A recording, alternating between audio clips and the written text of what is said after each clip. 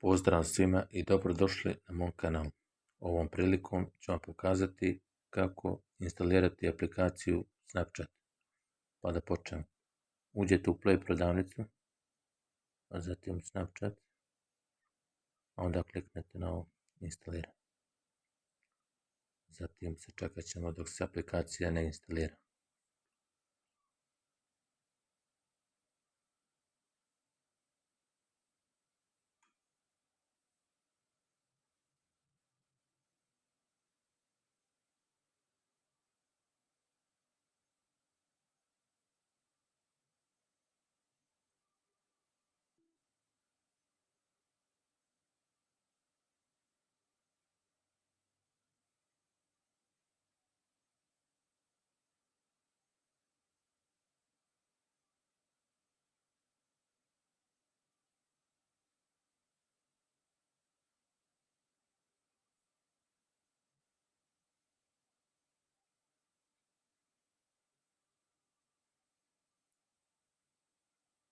Još malo i da ćemo moći da otvorimo.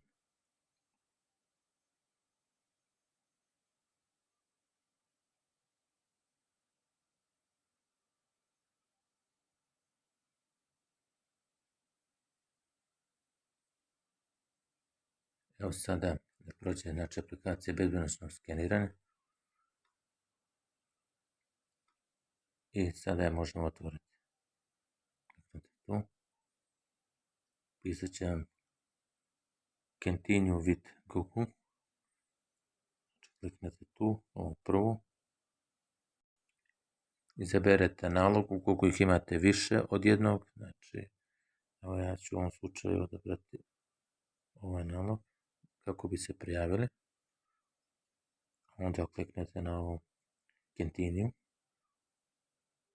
zatim pisat će vam želite li da dozvolite da Snapchat pristupa kontaktima, dozvolite.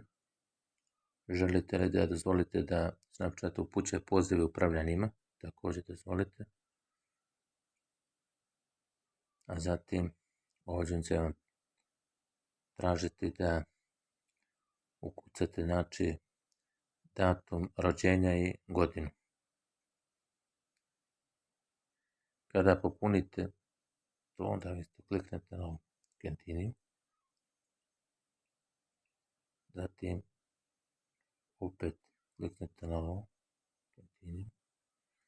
I tu ćete trebati znači jako lozinku da napravite. Evo kao što ću ja u ovom slučaju. Evo kao i sami što vidite ja sam napravio lozinku. Tako i vi treba da napravite. I onda potvrdite na ovo Continue. Tu kliknete. Pisat će vam broj telefona i država u kojoj živite.